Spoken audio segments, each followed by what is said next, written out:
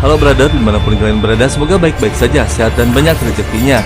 Kali ini kita akan membahas alur cerita dari sebuah film yang mengisahkan dua pendekar sakti yang memiliki latar belakang berbeda. Seorang pangeran kerajaan yang dijuluki Kaisar Selatan bertemu dengan seorang pendekar sakti dengan julukan Pengemis Utara yang membuat mereka berganti posisi dan ternyata masing-masing memiliki dendam para leluhurnya. Tak usah berlama-lama lagi, kita masuk ke alur ceritanya.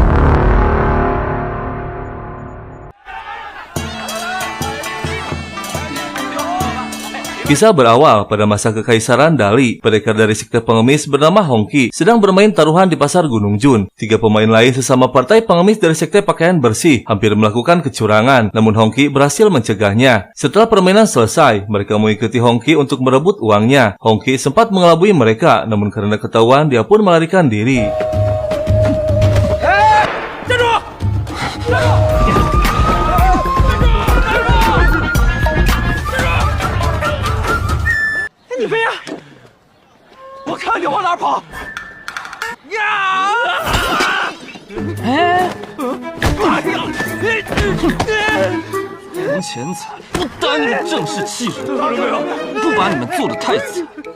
Di istana Kekaisaran Dali, Pangeran Jixing berlatih ilmu bela diri bersama sang ayah, seorang kaisar Dali bernama Yi Chang.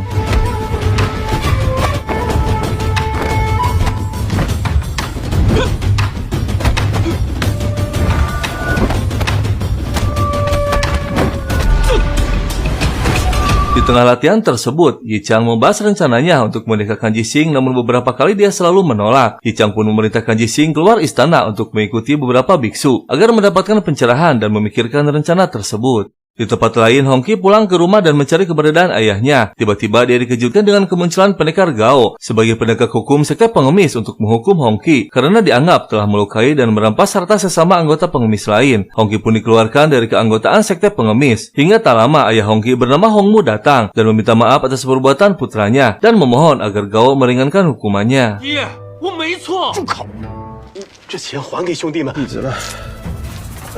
Hongmu yang gagal membujuk Gao merasa harapannya hancur. Awalnya dia berencana mengirim Hongki untuk turnamen bela diri di altar utama. Generasi muda yang terpilih dapat pergi ke Gunung Tian untuk mempelajari jurus 18 pukulan telapak naga. Hongmu berharap Hongki menguasai jurus tersebut agar bisa melakukan balas dendam atas kematian ibunya bernama Xiuji. Malam harinya, diam-diam Hongki pergi ke Gunung Tianlong untuk mewujudkan harapan ayahnya.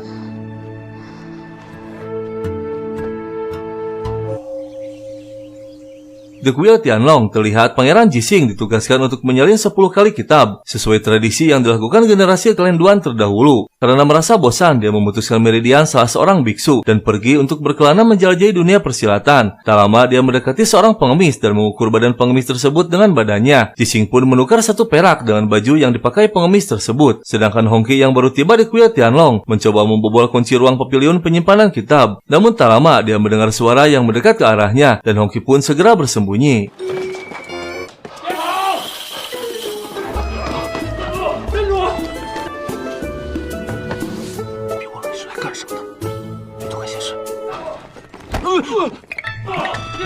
Hongki membantu Jixing yang sedang dikejar oleh para petugas bersembunyi di sebuah aula. Saat sedang sembunyi, mereka melihat patung kecil yang disimpan di belakang patung besar. Saat Hongki mengangkat patung kecil tersebut, tiba-tiba mereka terperosok ke dalam ruangan rahasia.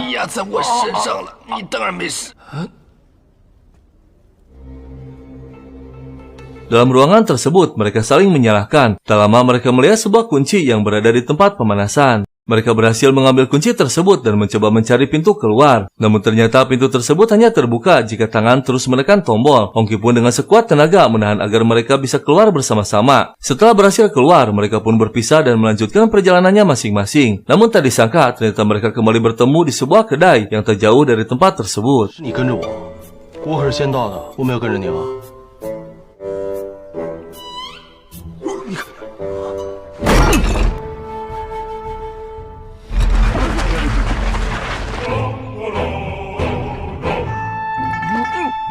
Meskipun Jixing memakai pakaian pengemis, Hongki mencurigainya bahwa dia bukanlah anggota pengemis. Jixing pun akhirnya mengaku dia ingin merasakan kebebasan, karena ayahnya selalu melarangnya untuk menjelajahi dunia persilatan. Hongki menunjukkan tanda keanggotaan sekte pengemis. Jixing meminta bantuan Hongki untuk memasukkannya ke sekte pengemis. Namun Hongki mengatakan hubungannya saat ini dengan sekte pengemis sedang tak baik. Dia pun memberikan tanda tersebut agar Jixing dikenal sebagai sekte pengemis.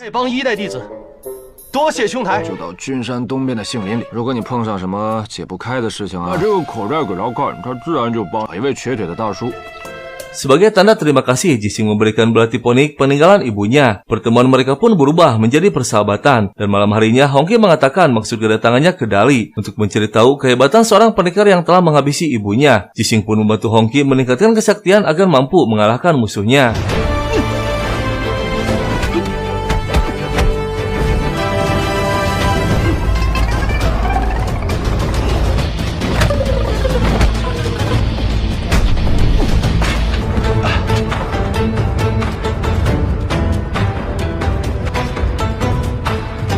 Keesokan harinya, mereka terbangun dan melihat beberapa petugas mencari Jising. Hongki pun membantunya agar terbebas dari kejaran para petugas tersebut. 傻蛋，在哪儿呢？追！多谢兄台，我在这儿呢。兄台怎么称呼？有人在见了啊！有人在见，兄台。在那儿呢，追！ Di tempat lain, Jising mendengar seorang pengemis bernama Juang menyanyikan lagu tentang para master di dunia persilatan. Karena Jising sangat ingin mendalami dunia persilatan, dia pun mengikuti Juang. Awalnya Juang meremehkan Jising, namun setelah memberikan perak, Juang pun mendekatinya untuk mengincar uang Jising. Dengan mengarang cerita bahwa dirinya mengenal para pendekar ternama di dunia persilatan, Juang menawarkan diri untuk menemani Jising menjelajahi dunia persilatan.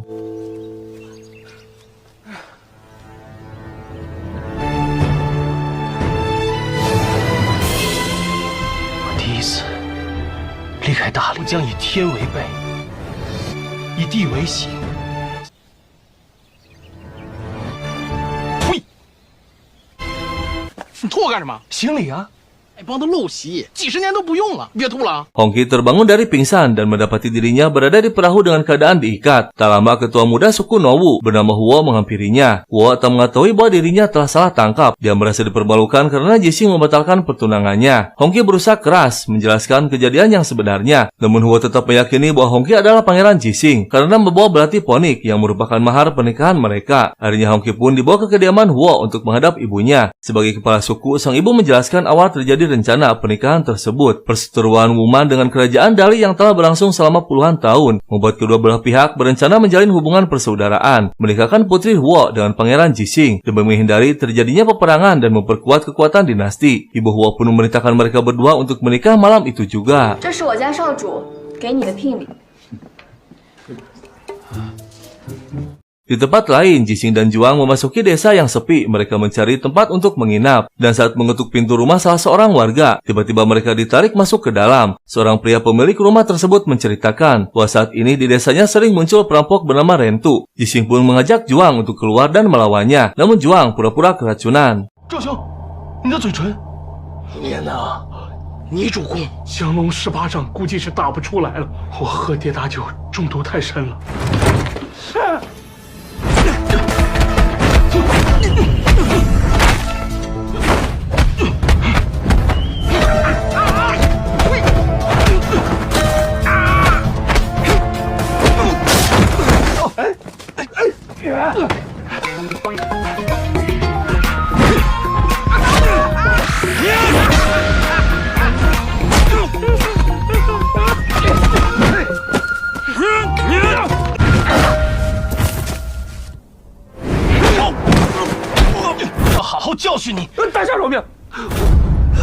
Mereka kembali mencari tempat untuk bermalam, dan tiba-tiba Juang melihat poster mengenai hilangnya Pangeran Dali. Bagi yang melapor akan mendapatkan imbalan 50 tel emas. Melihat Juang yang mulai mencurigainya, Jising pun terpaksa memberitahu identitas yang sebenarnya. 不可能，入戏了，入戏了，还父皇，快拉倒，绝对不可能！你要是世子的话，赶紧睡觉，往边来。 Keesokan harinya, mereka melanjutkan perjalanannya dan tiba-tiba melihat beberapa warga yang sedang dirampok.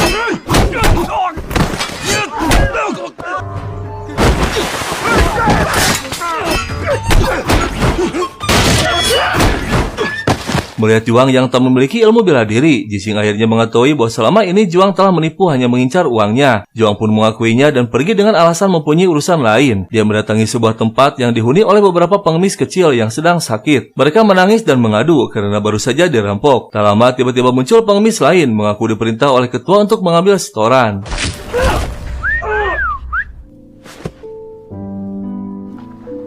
Meskipun kesal kepada Juang, Jising tetap ingin berteman dengannya. Dia pun mengajak Juang menemui ketua untuk menghapus setoran yang memberatkan para pengemis. Sesampainya di sana, ketua memuji kesaktian Jising. Jising dianggap sebagai masa depan ketua sekte pengemis utara. Ketua akan menghapus aturan tersebut dan berjanji akan mengurus para pengemis kecil. Namun Jising harus bersedia mengikuti turnamen bela diri untuk menguasai jurus 18 telapak tangan naga. Jika Jising berhasil menguasai ilmu tersebut dan menjadi ketua sekte, harus bersedia mengabdi kepada ketua Pang. 多谢庞舵主。阿星，愿意去拼一拼，死！ Di kediaman ketua suku Nowu, Hongki kembali berterus terang bahwa dirinya bukanlah Pangeran Dali. Belum sempat Hongki menjelaskan secara rinci, tiba-tiba Huo menyerangnya. Namun Hongki berhasil melawan dan mengikat Huo. Sebelum pergi, Hongki meminta maaf dan menjelaskan identitasnya. Akhirnya Huo pun mulai mempercayainya. 我不想，也不能够当我的终身。我真的不是世子，我点了你的雅勋给你了。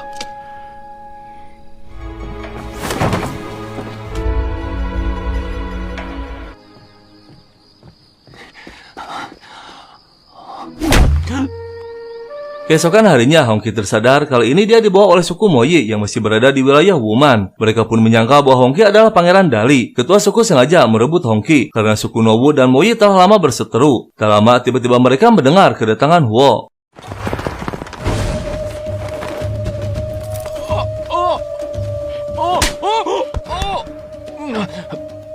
你居然用第二次逃婚来羞辱我！我错了，我错了，错了！快快快，带我！ 我的东西，你抢不走。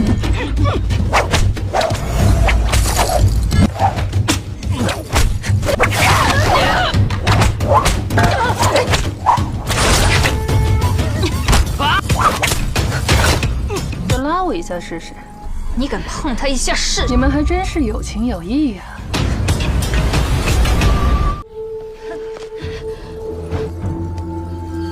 来。 Ketua Moyi menyuruh Hongki meminum pil penghilang akal agar bisa dikendalikan olehnya. Karena Huo melarangnya meminum, Hongki pun menolak. Namun ketua suku mengancam akan menyakiti Hou jika tak meminumnya. Tak ada pilihan lain, Hongki pun meminumnya. Tak lama muncul para ketua suku lain yang sama-sama memperebutkan Pangeran Dali. 不然就惨了。他们不是我的缘。 Setelah dilakukan pengundian, akhirnya suku Youxi yang berhak membawa Hongki. Dan tiba-tiba racun tersebut bereaksi hingga Hongki pun hilang akal. Semua kepala suku memberi racun sekaligus obat penawar andalan suku mereka masing-masing. Akibatnya Hongki pun tak kuat lagi karena semua racun menumpuk dalam tubuhnya.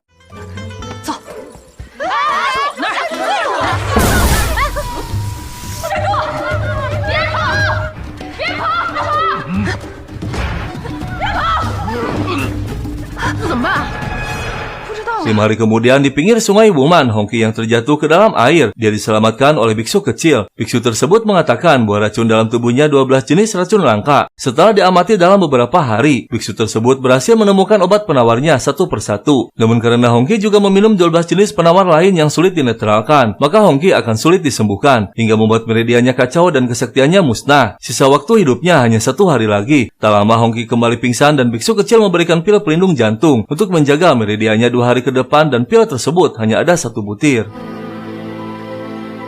药材，他就烦请你照顾了。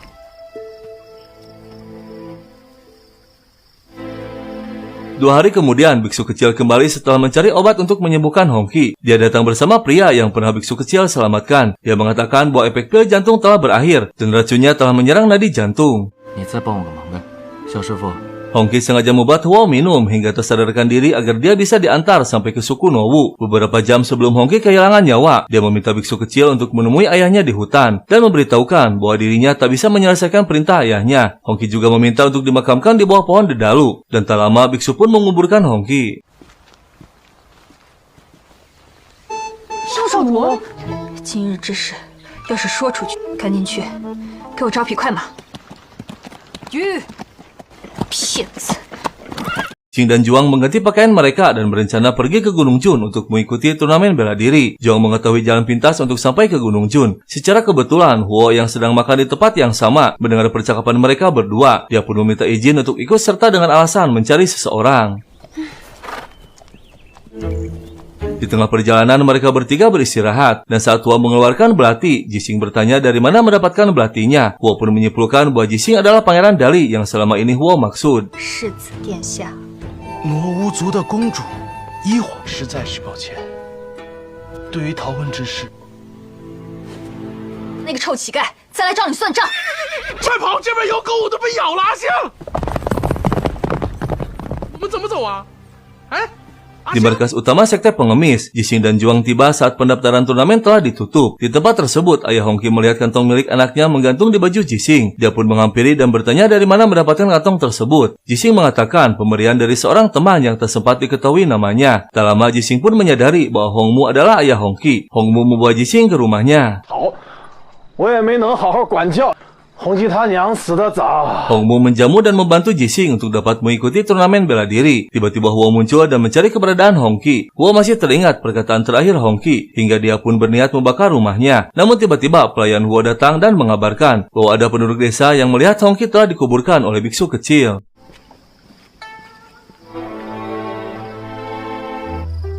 他死了，洪七他。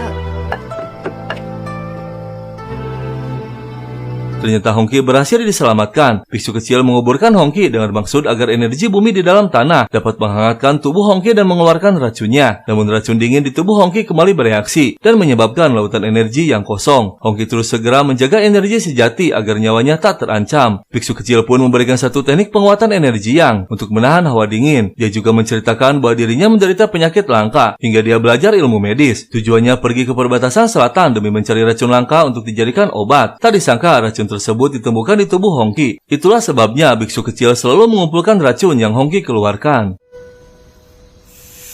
伸进来。此毒需要5步蛇毒克制，蛇毒和毒物的融合之物。 小师傅总是将我排出的毒物收集。 Kini tersisa satu racun yang harus dinetralkan dalam tubuh Hongqi. Racun tersebut hanya bisa dinetralkan dengan akupuntur di meridian Qixi. Namun racun tersebut merupakan jenis racun yang mematikan. Sebelumnya ada belasan racun jenis lain yang saling menekan, hingga efeknya tak muncul. Namun kali ini semua penekannya sudah hilang. Biksu mengatakan bahwa racun terakhir tak dapat dinetralkan. Hongqi hanya memiliki sisa waktu hidup selama 3 hari. Jika dilakukan penetralan, maka meridian di tubuh Hongqi akan panas seperti terbakar. 小森知道一套治阳的养生功法，施主不妨休息一下。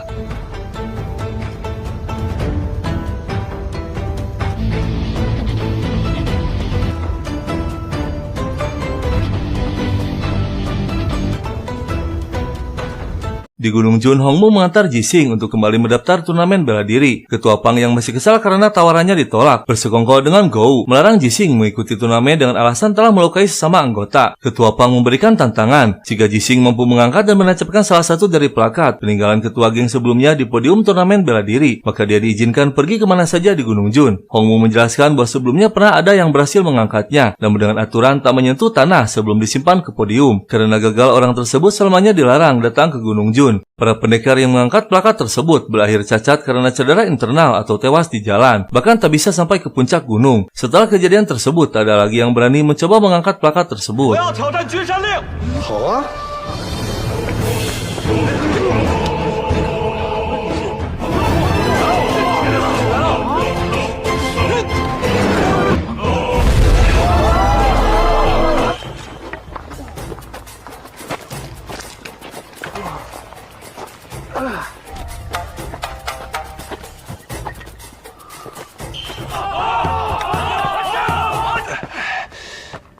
Saat hampir sampai di podium, Ketua Pang sengaja menghalangi jalan untuk mengulur waktu. Namun dengan kecerdikan Jixing, dia memanfaatkan Ketua Pang agar lebih cepat dan mudah menancapkan plakat tersebut.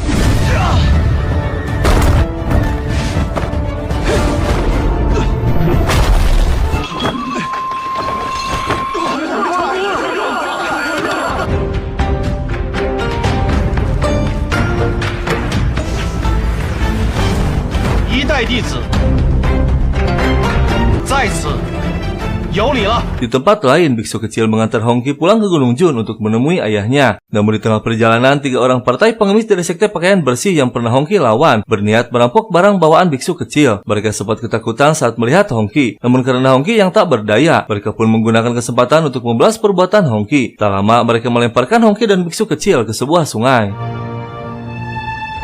学就可以了，但是在拔毒间会变得力大无穷。但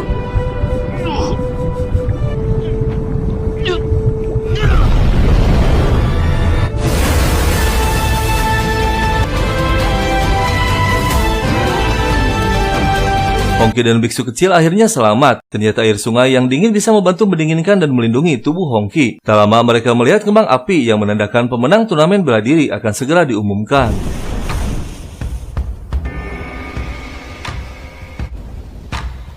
Di arena turnamen, Jising telah melawan 9 orang dan menang berturut-turut. Jika pertarungan terakhir berhasil dia menangkan, maka Jising mendapat kesempatan pergi belajar ke Gunung Tian.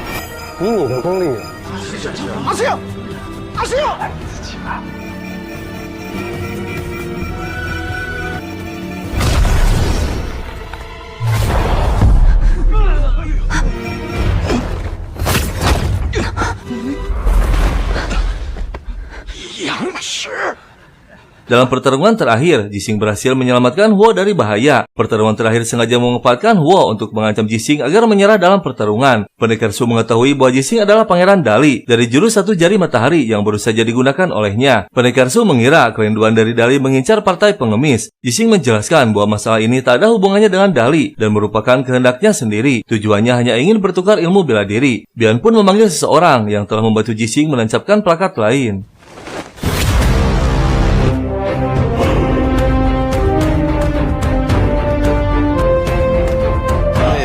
刚才怒摔本邦，气势了得呀！ Pria bertopeng menantang jurus 1 jari matahari milik Jising secara pribadi. Dia bukan ingin memperebutkan ketua, melainkan ingin bertarung sampai puas. Jising pun dengan senang hati menerima tantangan tersebut.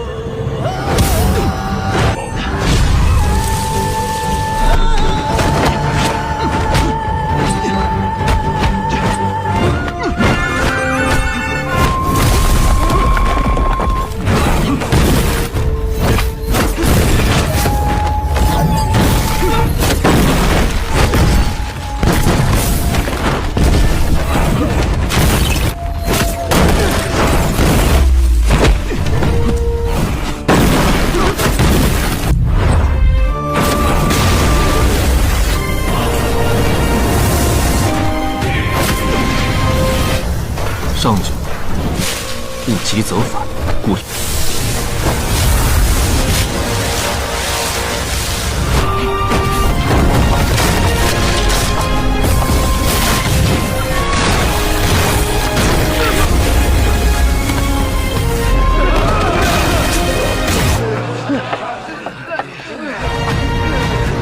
Jising pun menerima kekalahannya dan penasaran dengan jurus yang digunakan pria bertopeng tersebut. Tak lama para petinggi sekte pengemis turun dan pendekar Su mengatakan bahwa jurus yang digunakan pria bertopeng adalah jurus 18 pukulan telapak tangan naga yang merupakan harta pusaka sekte pengemis. Semua yang hadir pun menjadi riuh semenjak ketua sekte Kiao tewas. Jurus telapak tersebut telah lama hilang. Para tetua dari generasi ke generasi selalu gagal mempelajarinya. Pendekar Su tak menyangka jurus 18 pukulan telapak tangan naga akhirnya muncul kembali di dunia persilatan.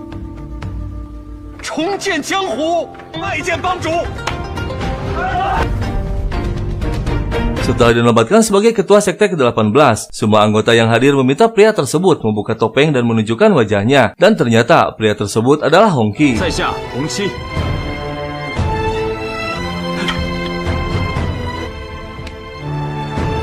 洪帮主，洪帮主，洪帮大人的武器。七兄，你还活着，儿子。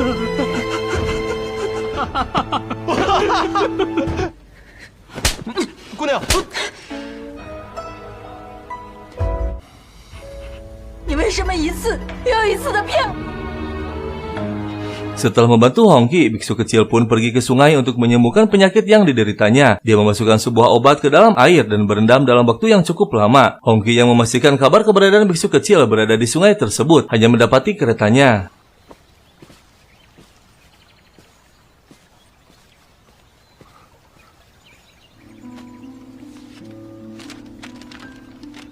Ni 自应替天行道，你得天独厚。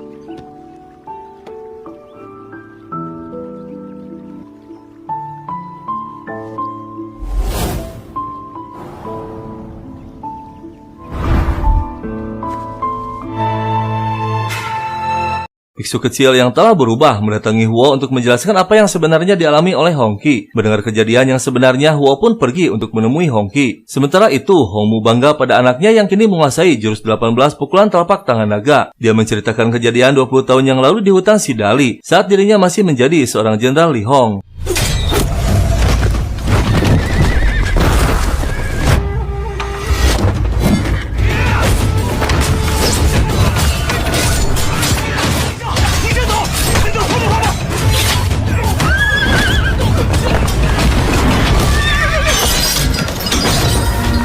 你会金蝉脱壳，是你煽动的。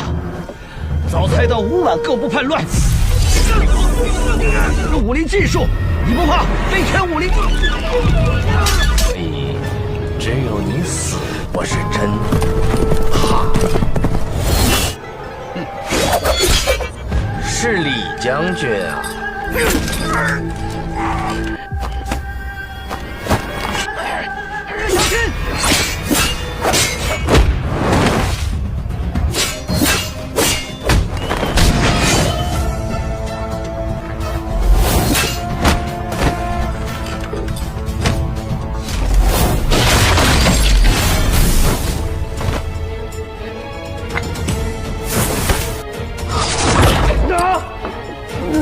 李兄，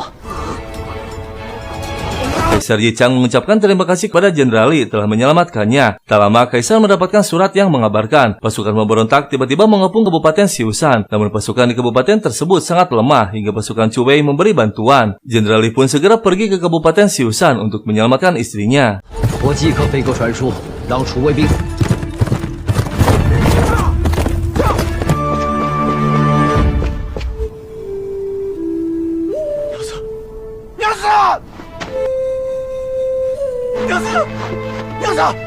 娘子，你睁眼看。 Beberapa hari setelah kejadian tersebut, Jenderal Li mendapatkan informasi bahwa Kaisar Yichang menarik semua pasukan Cuwei ke kota Dali untuk mempertahankan tahta yang saat itu ingin direbut oleh Raja ke-6. 有人头担保，就把你千刀万剐。你说的有一个字是假。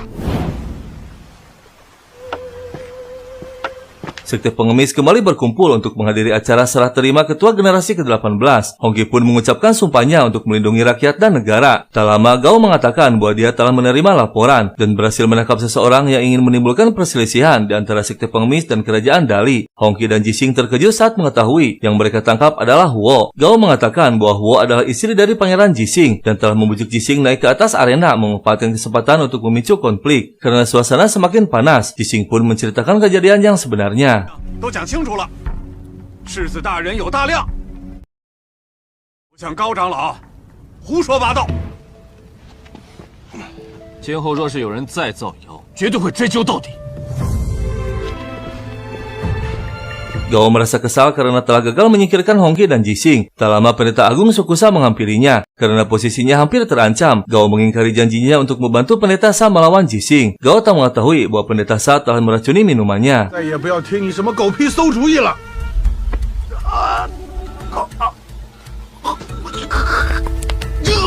开眼界呀！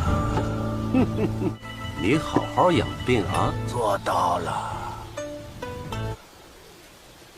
Wo dibawa ke rumah Hongki dan mendapatkan perawatan. Hongki memberitahu Jising bahwa Gao adalah orang yang paling takut jika Hongki menjadi ketua sekte, karena dulu dialah yang telah mengeluarkan Hongki dari sekte pengemis. Hongki menduga tujuannya menangkap Huo karena ingin mengincarnya. Hongki meminta Jising membawa Huo kembali ke Dali. Tak lama, Huo keluar dan mendengar percakapan mereka. 好怕的，他会再加害于你。有事儿一起扛。 Setelah membuat Huo kembali pingsan, Hongki kembali berbicara dengan Jising dan mengatakan bahwa musuh yang dia cari adalah Kaisar Jichang. Jising pun terkejut. Akhirnya dia bersedia membawa Huo kembali ke Dali bersama Juang. Sesampainya di kota Dali, Jising menormalkan meridian Huo dan mengatakan akan memberitahu salah seorang suku Nowu untuk menjemput Huo. Namun tiba-tiba seseorang mengendalikan pikiran Huo.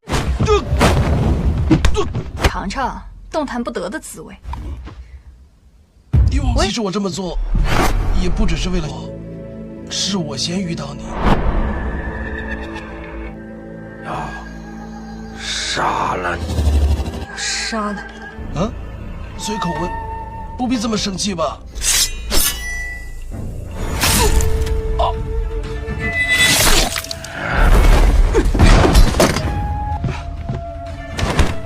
我只能暂时止住血，马上会叫太医过来。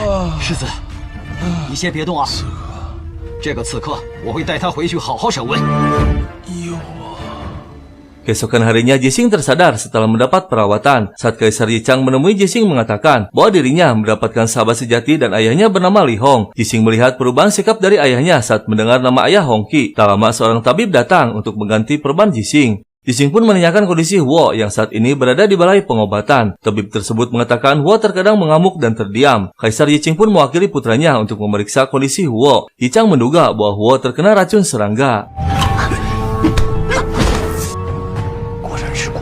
Pendeta Sa tiba-tiba muncul dan berniat untuk balas dendam kepada Kaisar Jichang. Untuk mengeluarkan racun serangga, Pendeta Sa menggunakan ramuan sihir kejam yang menimbulkan rasa sakit yang dahsyat.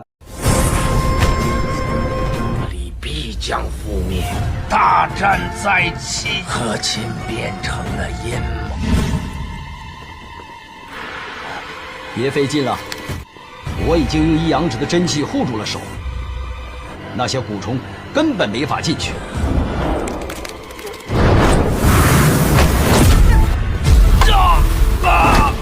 也算是罪有应得。你这个样子也甚是可怜。寺内高僧助你渡过难关，我会送你去天龙寺回头是岸。 Kaisar Jichang memanggil Jising dan mengatakan bahwa Li Hong adalah saudara seperjuangan yang dulu pernah menyelamatkan nyawanya. Bertahun-tahun Jichang menyesali perbuatannya yang telah mengingkari janji pada Li Hong demi mempertahankan tahta. Jising mengatakan bahwa Hongki akan datang untuk balas dendam atas kematian ibunya dengan jurus 18 pukulan telapak tangan naga yang dikuasainya. Jising meminta ayahnya untuk tetap berhati-hati. Hingga keesokan harinya, Kaisar Jichang mengubah naskah penghormatan leluhur dan mengumumkan bahwa dirinya menurunkan tahta kepada Pangeran Jising. Sementara di tempat lain, Li Hong didatangi beberapa orang penjahat.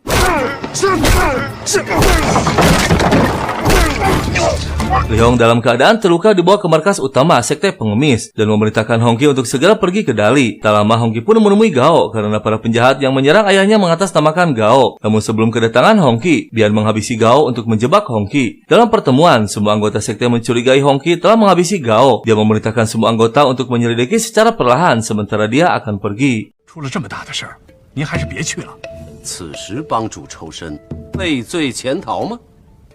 没错，请帮主留步，起打狗阵。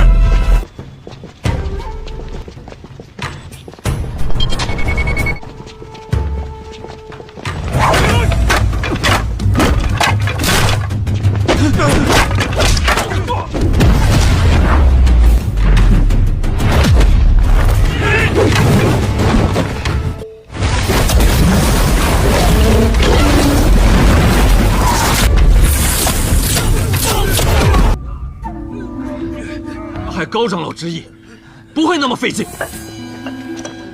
Di balai pengobatan, Jising menemui Huo, namun tabib menghentikannya karena racun serangga sudah melukai organ dalam tubuhnya. Sang tabib sudah mencoba memberikan beberapa resep obat, namun keadaan Huo semakin parah, dan jika terus dibiarkan organnya akan membusuk dan mati mengenaskan. Jising pun pergi menemui Pendeta Sa dan meminta penawar racunnya. 给我解药，我就让你痛苦百倍。我没有，但有人有。谁？ 你呀，段义常用一阳指逼出了，也动不了。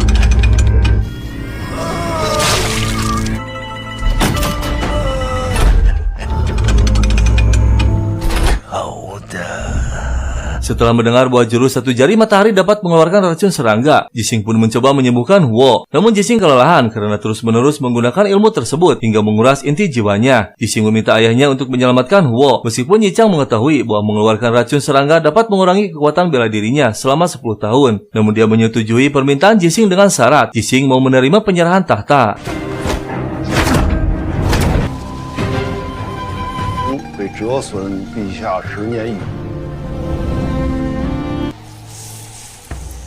Setelah menerima tahta, Jixing menemui Huo yang telah pulih. Tak lama seseorang melapor bahwa pendeta Sa telah melarikan diri kembali ke suku Wuman dan mengasuh suku-suku Wuman untuk berperang. Hingga Kabupaten Siusan pun telah dikepung. Jixing dan Huo pun segera turun gunung dan pergi ke Kabupaten Siusan. Setibanya di sana, seorang pria yang berada dalam pertemuan suku tiba-tiba dikendalikan pikirannya oleh pendeta Su.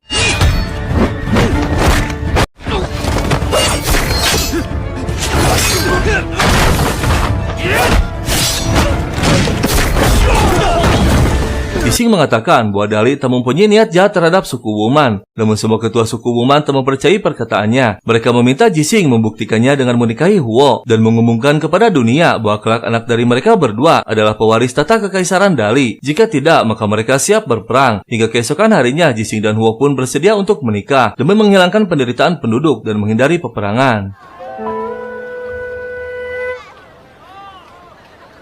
Setibanya di Dali, Hongqi mendatangi Yichang yang kini hidup sebagai biksu di kuil Tianlong. Kepala biara yang mengetahui maksud kedatangan Hongqi mencoba memberikan nasihat. Namun Hongqi tetap dengan tujuan awalnya, yaitu menghabisi Yichang.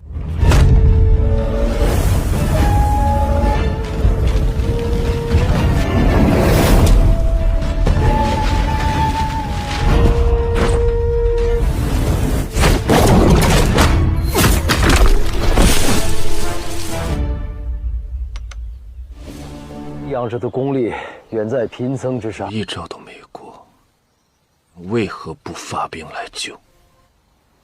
贪恋权位，僧也是追悔莫及。不妨留下小柱，柱能来小寺也是缘分，化了怨气。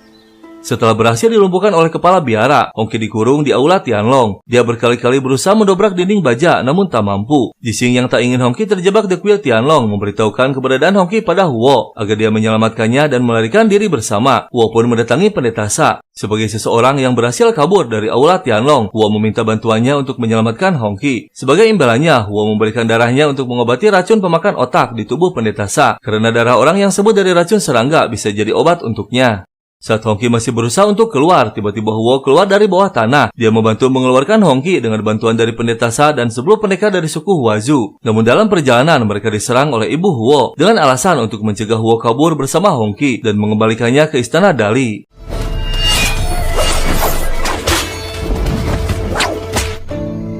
Dia 居然要和我动手！我跟你走，娘。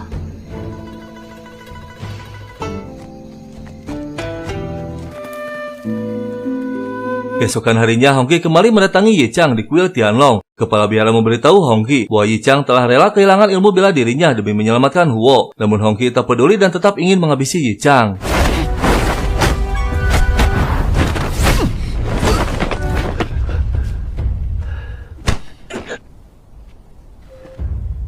是，这是我们两家的恩怨，就让我们自己解决吧。仇恨，就由我俩。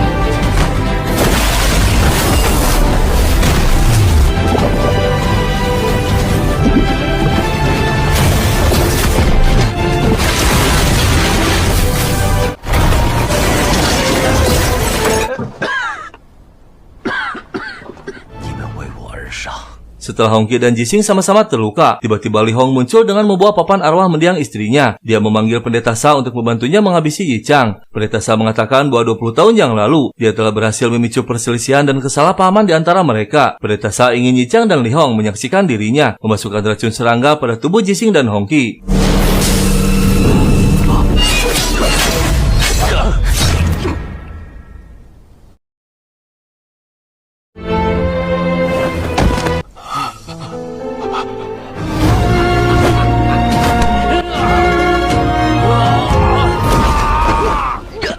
Hong membantu menahan tubuh Yi Chang dan berterima kasih karena telah menyelamatkan Hongqi. Mendengar perkataan Li Hong, Yi Chang pun merasa lega karena hutang dendam di antara mereka telah lunas. Dia pun mengeluarkan semua tenaga dalamnya dan mengakhiri hidupnya. Setelah kepergian Yi Chang, Li Hong menghampiri Hongqi dan menceritakan bahwa dia bukanlah ayah kandung Hongqi. 20 tahun yang lalu, Li Hong menemukan Hongqi di samping jasad kakak perempuannya. Melihat tubuh Hongqi yang kuat, Li Hong pun membawanya pulang dan memaksa Hongqi berlatih ilmu bela diri dengan tujuan sebagai alat untuk balas dendam.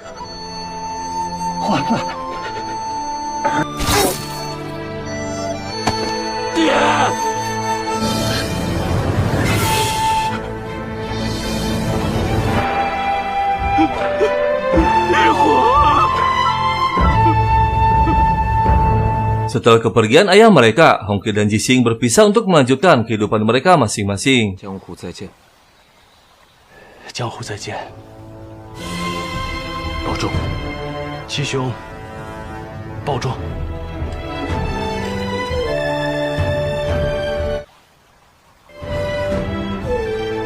怎么有个公子笑得这么开心啊？西域的蛇。朋友，